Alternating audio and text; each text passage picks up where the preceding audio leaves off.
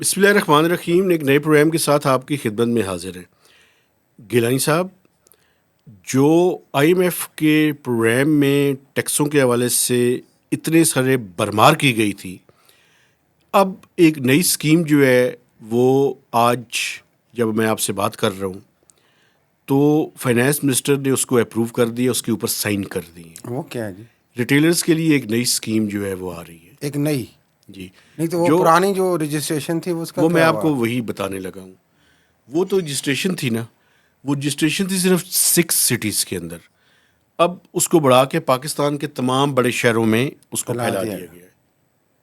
اور اس کے لیے جو اسکیم فائنل ہوئی ہے، ابھی اس کا نوٹیفیکیشن نہیں ہوا جب ہم آپ کے ساتھ یہ پروگرام کر رہے ہیں، لیکن اس کی میجر چیزیں میں آپ کے ساتھ شیئر کر سکتا ہوں. اس اسکیم کے تحت جو جتنا بڑا شہر ہے، اس شہر کے اندر ہر مارکیٹ کی ایک ویلیو جو ہے وہ ایف بی آر نے ڈٹرمن کر لی ہے.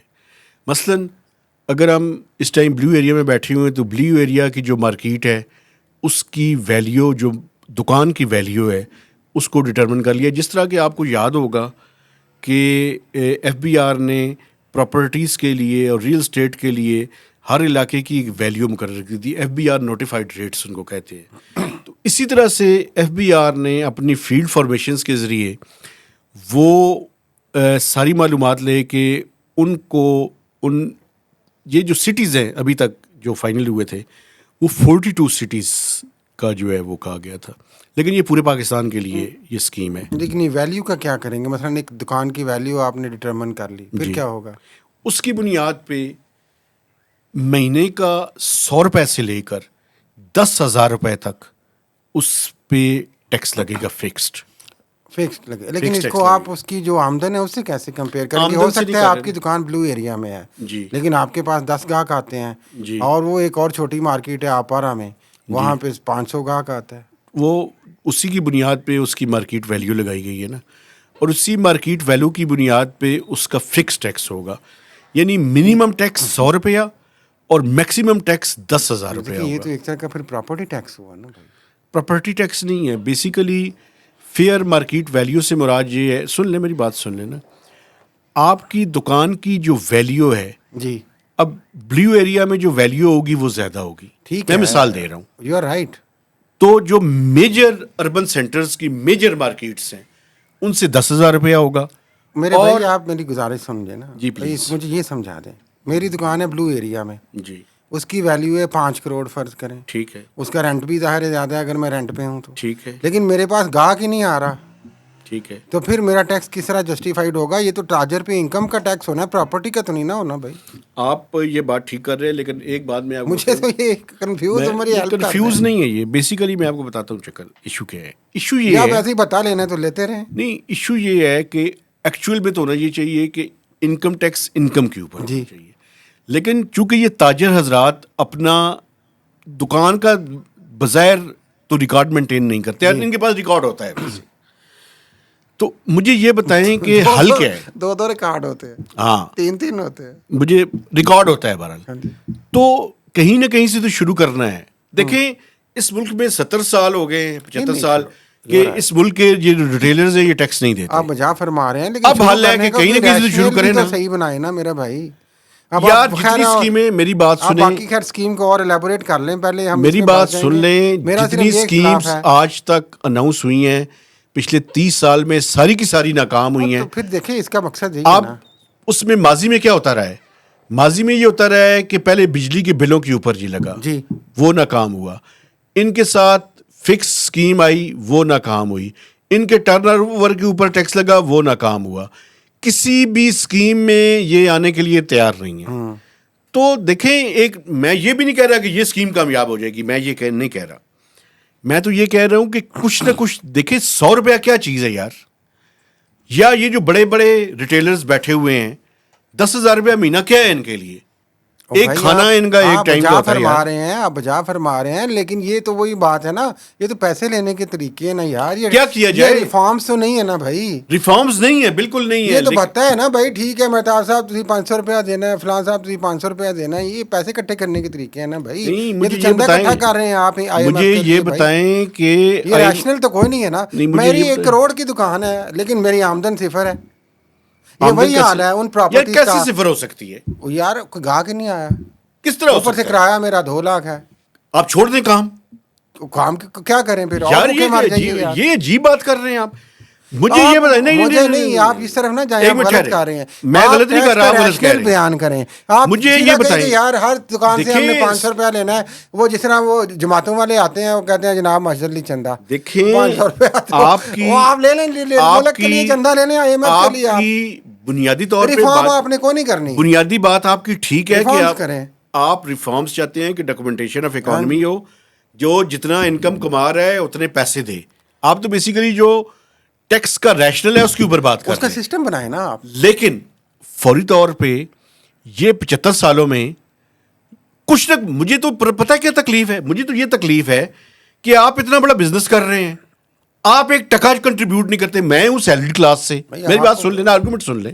میں سیلریڈ کلاس سے ہوں، میری تنخواہ سے ٹیکس کٹ کے آپ کٹی میں جمع ہو جاتا ہے. آپ کروڑوں روپے کماتے ہیں اور ٹیکس نہیں دیتے. تو ریاست کا کوئی شرم نہیں آتی ان کو؟ ٹھیک کرے بھائی، انفورسمنٹ کرے نا.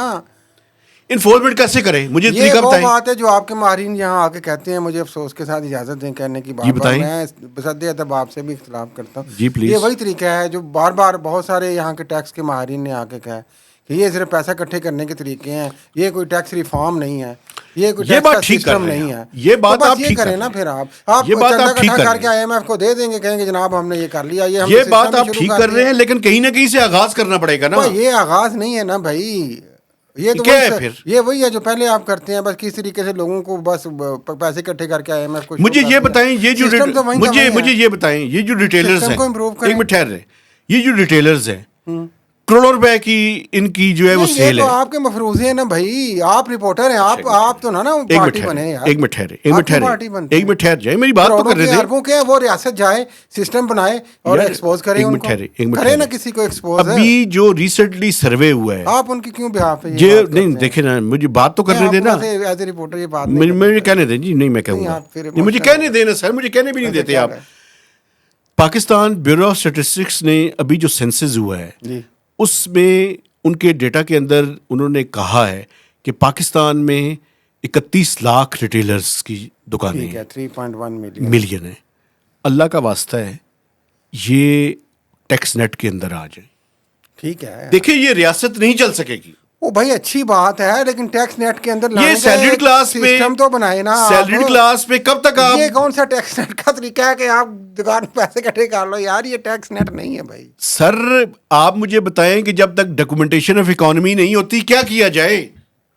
ان کے لیں نا. اچھا میں آپ کی بات سے اتفاق کرتے ہوئے ایک اتفاق کرتے ہوئے کچھ بھی اکاؤنٹ میں آ جائے تو وہ فون کرتے ہیں. ایک اتفاق کرتے ہوئے میں آپ کی ایک بات آپ سامنے رکھ کے پروگرام سے اجازت چاہوں گا. یہ جتنی ریٹیلرز کی شاپس ہیں خاص کر بڑے شہروں میں، یہ 40-42 سٹیز آپ کر رہے ہیں، ان سب پہ آپ پوائنٹ آف سیل مشینز لگائیں. یہ جو پہلے FBR نے 2 نمبر مشینیں لگائی ہوئی تھیں، یہ نہیں، اس کا سافٹ ویئر ڈیولپ کریں، اس کو ایک فول پروف نظام کے تحت لے کر آئیں تاکہ جو جتنی انکم کما رہا ہے اس کے اوپر ٹیکس. اس کا ایک اور بھی طریقہ ہے، بتائیں. اجازت دیں اگر. جی پلیز. جس طرح آپ کا شناختی کارڈ نمبر ہے، اس طرح ہر دکان کا ایک نمبر جاری کریں.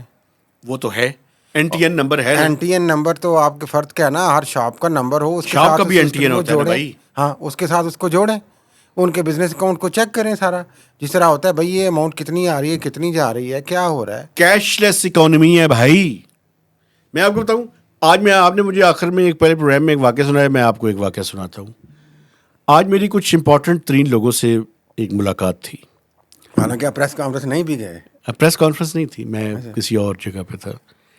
تو انہوں نے بتایا جی کہ یہ پاکستان میں ایک کسی بزنس مین کے پاس انہوں نے اپنے بندے بھجوائے کہ ذرا ان کے اکاؤنٹس کو دیکھا جائے. تو انہوں نے کہا جی کہ آپ کو پتہ ہے پاکستان میں یہ جو سٹورز ہیں یعنی بلڈنگس کے اندر انہوں نے اسٹوریجز بنائے ہوئے ہیں اور وہ ایک پیرالل بینکنگ سسٹم چلاتے ہیں, بوریوں میں پیسے رکھتے ہیں. چلتا ہے, بکسیں رکھتے ہیں انہوں نے بوریوں میں. تو کیش لیس اکانومی ہے اس ملک میں. کیش لیس نہیں, کیش کی بیسڈ ہے. ہاں, کیش بیسڈ اکانومی ہے, سوری. تو کیسے کیا کیا جائے؟ تو اسٹیٹ سسٹم بنائے نا یار, اسٹیٹ کے ہمارا کام ہے سسٹم کو کرٹیسائز کرنا. دیکھیں ہمارا کام یہ ہے کہ اس سسٹم میں لوگوں کو کنونس بھی کرنا کہ وہ مہربانی کریں, کنونس کریں, لیکن سسٹم صحیح بنائیں بھائی. یہ عارضی ڈنگ ٹپو کام نہ کریں.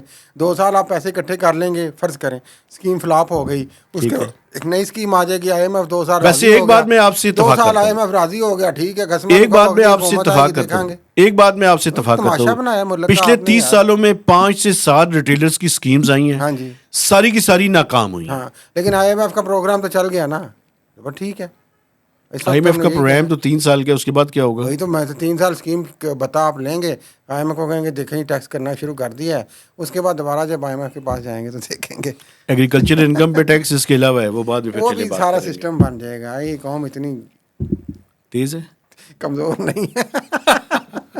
چلے آپ کہتے ہیں, آپ سے ایک گزارش ہے کہ آپ ہمارے چینل کو سبسکرائب کریں, اس کی شیئرنگ کریں اور اس کے اوپر کمنٹس بھی دیجیے گا. اور اس پروگرام کو آپ پاور FM 99 ریڈیو اسٹیشن پہ سوموار بدھ ہفتے کو 4 سے 5 بجے سن بھی سکتے ہیں. اجازت دیجیے, اللہ حافظ.